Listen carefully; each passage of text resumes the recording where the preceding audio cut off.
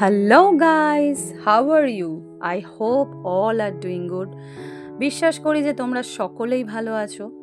দেখো, সেই দিনকে মিটিংয়ের জন্য আমাকে সকাল সকাল রেডি হয়ে বেরোতে হলো। তারপর মনে হলো, দূর, একা একা আর ভালো লাগে না। যেখানেই যাই সবসময় একা আর একা। Being alone is not a easy, but sometimes একাকিত্ব, doing things alone, teach us the most.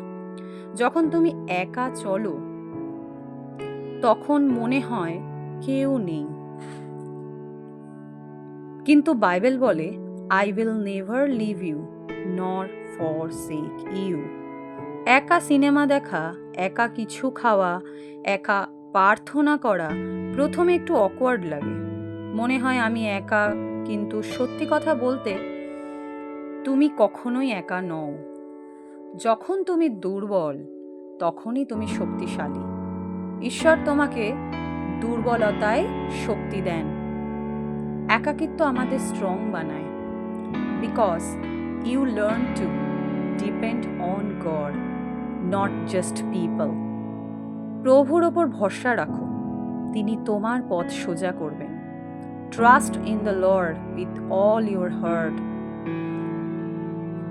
আমাদের একটা কথা বুঝতে হবে যে শান্তি আসে শুধু যিশুর কাছ থেকে। সো একাকিত্বকে ভয় পেও না।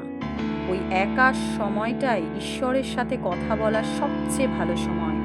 নিজের সাথে বসো, বাইবেল পড়ো, প্রার্থনা করো, because the person who works with you even when you are alone is God himself. শেষে একটাই কথা বলতে চাই, একা থাকা মানে একা না। একা থাকা মানে ঈশ্বরের আরও আরও আরও আরও কাছে যাওয়া। যত তুমি ঈশ্বরের সাথে বসবে তত তুমি ঈশ্বরকে চিনতে পারবেন, কেন কি তিনি বলেছেন যে আমি তোমাকে ছাড়ব না। আজ আমাদের 19 থেকে 20 হলেই আমাদের বাবা মা বা আমাদের যত প্রিয়জনই আসুক না কেন, সকলে কিন্তু ছেড়ে চলে যায়, কিন্তু ঈশ্বর আমাদেরকে কিন্তু কখনো ছাড়ে না। কেন? তিনি আমাদেরকে ভালোবেসেছেন, তিনি আমাদের জন্য জীবন দিয়েছেন। তিনি এমন ভালোবাসেছেন যে স্বর্গ থেকে তিনি এই পৃথিবীতে এলেন, আমাদের জন্য ক্রুশকৃত হলেন, রক্ত বহালেন। কেন? তিনি আমাদেরকে ভালোবাসে। সব থেকে সর্বশক্তিশালী জিনিস হলো কি জানেন? ভালোবাসা। তাই কখনো ভাববেন না আপনি একা, ঈশ্বর আপনার সাথে আছে।